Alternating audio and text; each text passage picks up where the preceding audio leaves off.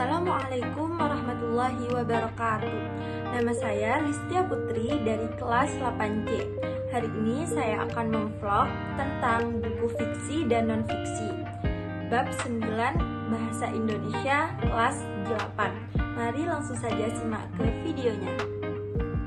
Nah, perlu kalian ketahui, buku fiksi itu adalah buku yang berbentuk narasi dan bersifat imajinatif, dihasilkan dari proses mengimajinasi atau menghayal, bukan berdasarkan kenyataan yang benar-benar terjadi. Sedangkan buku non-fiksi adalah buku yang bersifat faktual, bukan rekaan atau imajinatif, ditulis melalui proses pengamatan atau melalui metode ilmiah sehingga bersifat ilmiah. Nah, membaca berita, buku-buku pengetahuan populer, biografi, dan sebagainya juga disebut buku non-fiksi. Selain buku-buku non-fiksi, ada juga jenis buku fiksi. Contoh buku fiksi adalah kumpulan cerpen atau novel dan sebagainya.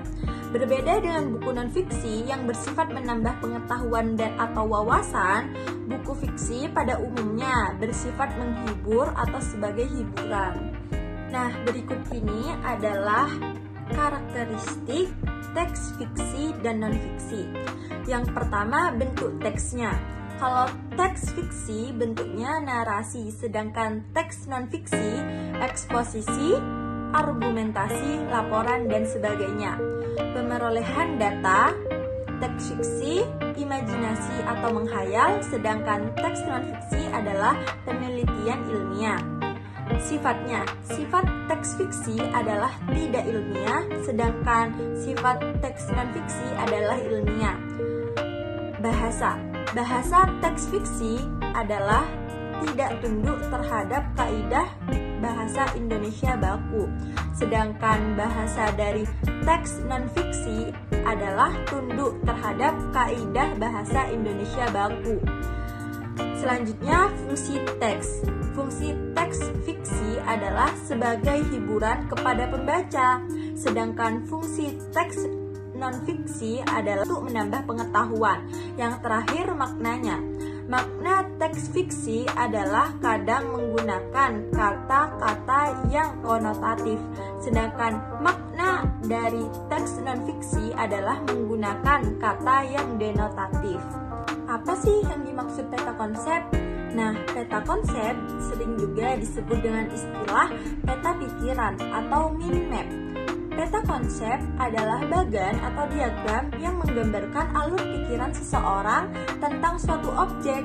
Peta konsep menghubungkan ide-ide penting atau suatu topik tertentu satu sama lain. Selanjutnya, langkah-langkah dalam membuat peta konsep menurut Trianto sebagai berikut.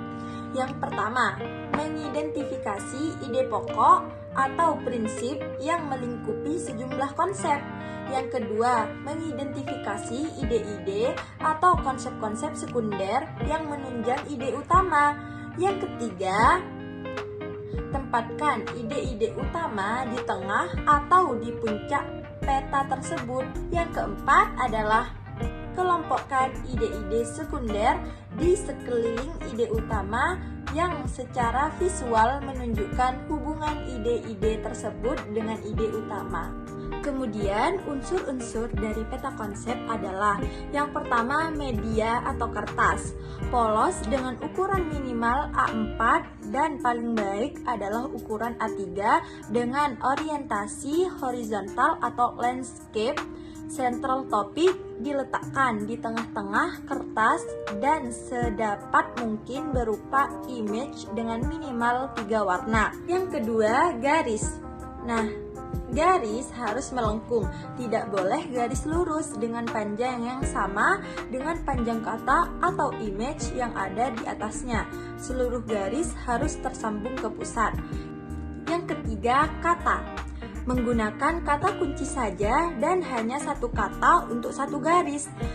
Harus selalu menggunakan huruf cetak supaya lebih jelas dengan besar huruf yang semakin mengecil untuk cabang yang semakin jauh dari pusat. Yang keempat ada image.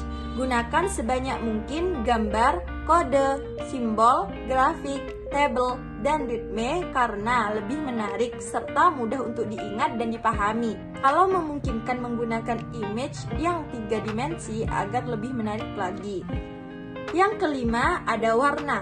Gunakan minimal 3 warna dan lebih baik 5-6 warna. Serta yang terakhir ada struktur. Menggunakan struktur radian atau satuan ukuran sudut pada bulatan dengan central topik terletak di tengah-tengah kertas dan selanjutnya cabang-cabang menyebar ke segala arah. Selanjutnya ada menelaah buku yang merupakan kegiatan menggambarkan buku dari aspek isi, grafika, maupun bahasa baik dari sisi kelengkapan maupun penyajian serta menyertakan penilaiannya secara objektif. Telaah buku juga dapat berupa resensi, yang mana resensi itu merupakan suatu tulisan atau ulasan mengenai nilai sebuah hasil karya atau buku.